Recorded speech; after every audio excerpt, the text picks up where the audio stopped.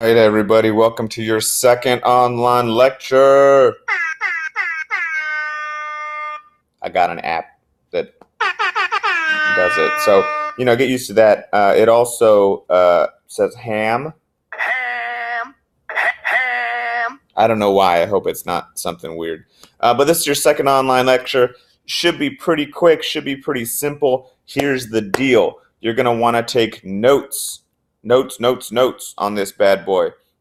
Unfortunately, we're going to be talking about maps, and you're going to say, "Dement, how do we take notes on maps? They're pictures, bro." And I'm going to say, you got to figure it out. What I might do is do a little drawing that makes sense to you. Don't put too much energy into it. I'm not going to look at it, but do something that as a visual medium so that your brain connects this visual medium to your ideas, right? So take some notes. There is going to be a test on all of this. I'm going to give you a bunch of maps. I'm going to say, like, what map is this? What map is this? We're going to do that on Monday. We're going to make sure we study together. We're going to make sure everyone has the best shot at doing well, but you definitely need to use your notes to do. And this is a real test. It's not a made-up test like last time. So you should put these notes right after the end of your last notes. Today we're talking maps. We got this map, top left. We got this map, top right. We got that map at the bottom right. We got the other maps at the bottom left. We're going to talk about what they look like, what they do, all the different things that we use to label them. It's going to be good. But for you, what you need to know is a map, or what's called a projection, is just a two-dimensional way of looking at a 3D world. So one more time, a projection or a map is a two-dimensional drawing of a 3D world. I should have read that in your notes on the first couple days. Maps have gone back for forever. In fact, one of the oldest maps, it comes from way back in the Mediterranean. And you know what they used it for? Take a look, take a guess here. Battle maps. In fact, this is, if you could understand the writing, which I can't, this is different troop placements, different strategies, different ideas. We quickly moved in a little more, sophisticated. We got pictures, might even be dragons on this one, but you'll notice it's missing the whole Western Hemisphere. They just didn't know. They knew Antarctica existed before they knew the Americas exist. Look at these clowns. It got even better. As we interacted with the Earth more, we had a better idea of what the Earth looked like. Look, here's Western Hemisphere, Eastern Hemisphere, Northern, Southern. I bet you can already see some issues with these maps. But the word you got to start out knowing, it's our number one word, is cartography. Say it out loud for me. I know you didn't do it. It's okay. Say it in your head. Cartography. Basically, cartographers were people who studied study map making. They are the people who created and made maps. In fact, they ran the ancient world. Cartographers they would save your life or they would ruin your life. They might send you west, and if they had a good map, you'd find what you're looking for. If they had a bad map, well, you might find death. They were incredibly wealthy and incredibly well-known people of their time. And in fact, we still have cartographers today. And if you want to be a bazillionaire, Google is still looking for cartographers. If you look at the top left here, I don't know if you can see my mouse or not. Hopefully you can. We've got a satellite. And if you look at the bottom right, this is a picture of all the satellites that are orbiting the Earth. So 290 of these, I think, are global positioning satellites. So it's still a real job. You want to go make $1 million, come back to me, give me half of it because I inspired you to be a geographer. I'm okay with that. But GPS, as we've already gone over, stands for Global Positioning Systems, or Global Positioning Satellite.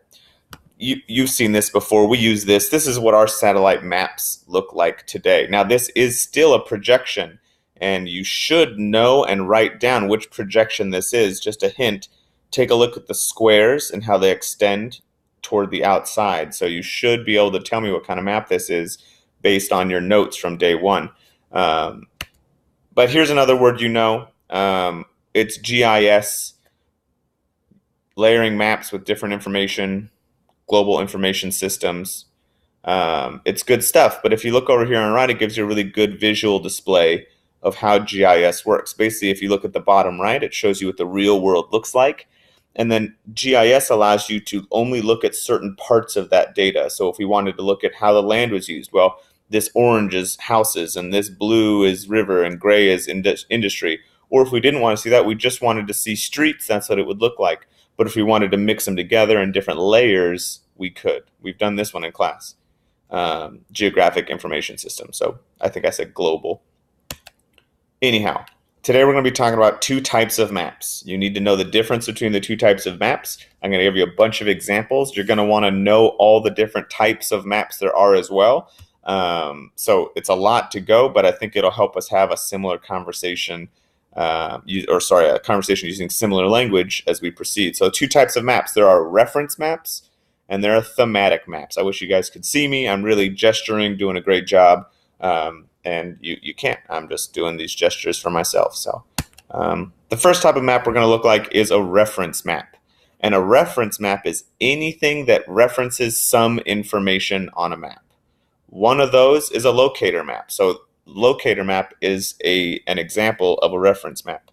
And a locator map, if you take a look here, locates a thing on a map, right? In this case, it's locating the earthquake epicenter from an earthquake. And it can also include political markers, right? It locates some areas, some political boundaries. Here's another locator map. This one is locating a number of things. It looks like sports events. We've got the PGA tours, I think are scattered on here. It's telling us where the FIFA World Cup is.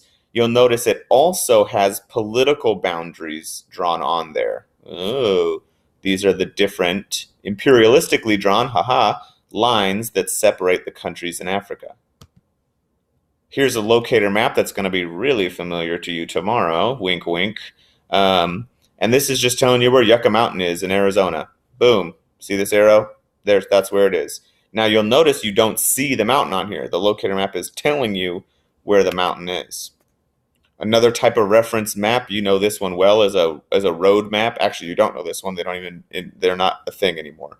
This is what GPS looks like to you guys. But that's another type of reference map, as a road map. I want to make sure I said all the right things. Cool. Another type of reference map, like I had mentioned earlier, is a political map. And this is a map that references the man-made boundaries that we have created, or, as we've talked about in class, that certain people have created for other areas. So a political map tells us where Canada ends and the United States of America begins. This is a great example. Look at this perfectly straight line. We know one thing to clue us that it's a reference map, that it's made of, it's locating something other than geography, is that not much in geography is perfectly straight. There's no river that runs past Canada and the United States. There's no mountain range that's a perfectly straight line. It just goes through there and we decided that's where it is. So this is a political map, and you need to know that one. There are all sorts of different political maps. That was the state, or I'm sorry, that wasn't the states, that was countries, or we're going to call them states. So states, and you should write this down somewhere, states are just government, independent governments. So in this case, it'd be the state of Canada, the state of the United States. But this one shows us the different regions in France. So sure, we can see these borders here, but more importantly, it's showing us all the regional administrative divisions. They don't have states, they have administrative divisions because they're super boring. But there you go. This is a political map that references the political boundaries. Here's another one, a little bit trickier. This is referencing the physical features of the Earth. So this is still a reference map, but it's showing us, look, we've got some mountain ranges, underwater mountain ranges. We've got different, it's referencing, the topography, the different depths of the ocean. So that's a physical map. It's also a reference map. So a physical map just shows us the physical features of the Earth. Here's another one. They don't always have to be just mountains and water. or exactly how it looks. This is a physical map that shows us the different areas of Africa. Hey, you should know this one. What, maybe on your test. Hey, quit cheating over there. You don't come over here and tell them what's on the test. Oh, okay, sorry, I'll go back. So this shows us the different vegetation that is in Africa. Notice it goes from like tropical rainforest all the way to Mediterranean evergreen forest, which sounds pretty freaking sweet. So that's it shows us the physical characteristics of the map. Here's another one. This is showing us. It looks like temperature. I can't see that small, and I don't speak Russian. So any of the Russians or maybe a Ukrainian who speaks Russian, tell us what this map means. But I think that this is going to be mountains or mountain ranges where red would be the highest and blue would be the lowest. The other type of reference map we're going to talk about is a road map or a locator map for roads. You guys know this. I'm not even going to say any more on it. It's got roads on it. Where are the roads at? Oh, look, they're right here. All right, the next one we're going to look at is a fancier road map. Look at, here's the grid. This is a great example of some city. Probably should have done Sacramento, but I didn't. I did this one. Road maps show you where the roads are. What? Some more roads? What kind of map is this? Oh, right, it's a road map. What is it doing? Oh, it's referencing where the roads are. This is Boston. It's pretty cool. All right. Next, though, we have thematic maps. They don't necessarily show where things are, though there might be reference layers on there sometimes. One of the layers might be reference, but they show us where things are by category or amount. Think back to our travel maps where we colored in the different levels of travel. We're creating a thematic map. This one is thematic by population density. So you can see here that if you're in California, yeah, a lot of people live here. And then as you get to these states, well, there's nothing going on. As we mentioned in class, we're bored. We're afraid of getting, killed by farmers for going on their land. We don't like corn that much. And then, oh, wait, what's here? Why would it start going up? This is where the United States was before westward expansion. We've had more time here. And then look at these big cities, population density, super high. It shows thematic information. Notice there are different colors. It goes from low to medium to high. So that's the different categories that make it a thematic map. And here's the word that is, if you leave tomorrow knowing nothing else, you need to say choropleth. I want you to go yell this at someone. Say, hey, choropleth, you get out of here. Or maybe go just say, hey, mom, choropleth. And then she'll think you're super smart. A choropleth map shows some feature. In this case, it's GDP per capita, but it shows it in multiple categories. So in this case, it's 6. It's usually 5 or 6. This one shows us our really rich countries are in dark blue, shows us less rich countries is blue, and then middle. And then, unfortunately, we have our less developed countries or our less domestic we have our lower GDP countries in the red. Easy. Choropleth. Sounds like something you'd put in your pool, or something like, it kind of sounds like you're throwing up and trying to say a word at the same time. Choropleth. Thematic maps. More choropleths. Notice the categories here are use of population who have access to drinking water. Boy, Africa, not doing so hot in the drinking water thing, and we can probably talk about what might cause that, but you'll see the pattern of Africa here. Right? The different countries have different levels of drinking water, but then you'll also see some scattered distributions of a lack of drinking water as well. And this is where you can start saying, like, wait a minute, how does literally this exact half have not as good drinking water? What might cause that? So this map can tell us a lot. Here's a pretty cute map. If everybody wanted to see a man's belly button today, I don't know. I didn't, but here it is right on the thing. This is both political, so it's layered by political boundaries. We have the states, and by level of obesity in the state. So blue being the least amount of obesity, red being the most. So you're down south, you eat those grits and cornbread, and you get a little chunky. And then over here, we're in Colorado where we hike and you run, and I don't know, it's like you weigh less because you're up in the mountains. Maybe, I don't know. Colorado feels like it's really rubbing it in over there. Here's another choropleth. Here's a more dense choropleth by county. Boy, I just noticed I've been going over. I said this was going to be a mini lecture. Sorry. And this is by county of people who are something other than a farmer. So take a look at all these farmers down here. And then there's less here, which is shocking to me. Maybe they do stuff with trees. Who knows? North Dakota. Here's a great choropleth, dropping it by region, right? Here's the coldest region, the middle cold region, the frost zone number 3. Here it is by hotness. We got the coldness, we got the hotness, different zones, sizzling zone. All right.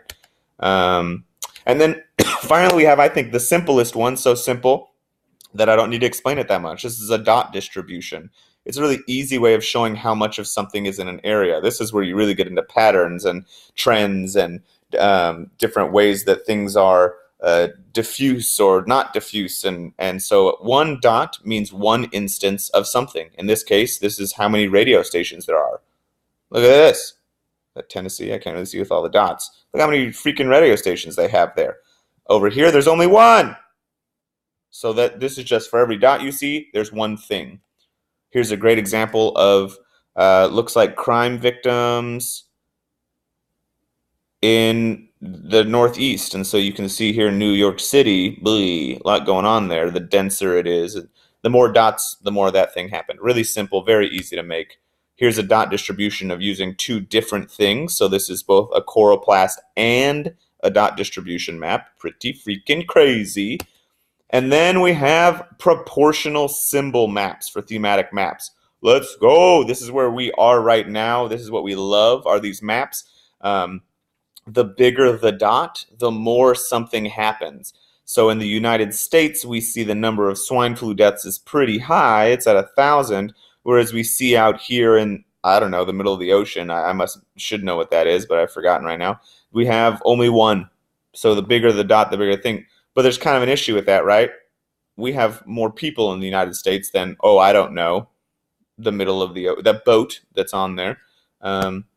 So here's another one. Here's by traffic fatalities. And again, as you can see, California's got a bigger population, so you would expect them to have a bigger square. So maybe we can see some of the issues with these maps, and I bet you've noticed some issues with some of the other maps too, as well as the dot maps, right? The smaller your state is, the more significant those dots look on your map. Here's a great example of a refugee population. My phone just went off. I'm not going to check the text, though. I'm going to keep doing this. And notice the projection of this map. See how it's all kind of cattywampus? It's one type of projection.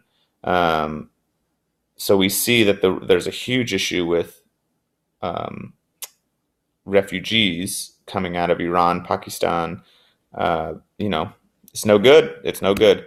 And then I think finally we have the isoline map, or isoline map. I just say line because it helps you remember. And what you're trying to remember, and hopefully you can see my mouse, is isoline is the lines break up the different categories. So if you're looking at the northwest side of this map, you see 32, that number 32. That line, in between that line and the next line, is the average precipitation or rainfall is 32 inches a year. The next one, 48. The next one, 64. So the lines are breaking up the different colors. It reminds me of mountains, like a topographical map, but it's thematic, so it's not topographical. So this is just showing us where and how much. And remember, it's called isoline, not isoline. But if you say isoline, I get it. Just don't say it out loud on the AP test. Here's another one. It's got, this is true. This is the mountain range one. I guess that's why I was thinking that. So this, for every line, this is a 10-foot increase in elevation. So you can see elevation increasing. So when you look at the map, you can start getting the idea. Here's an isoline of my face. I'm just kidding. It's not my face. Maybe it is. I don't know. Here's a tricky one. The level of profanity used on Twitter. What's happening? Antelope, California. Bright might as well be white over here on the 16 scale. Need to lock it up, guys. Love each other. And that's it. So that's your your online notes. We will be having a quiz the next day, so make sure you go through, make sure you can tell me the difference between the big categories. Make sure you can identify a couple examples of a map. I think we're going to do great. Love you guys. Bye. Now I got to turn this off. Oh, I'm embarrassed. What do you guys want to talk about?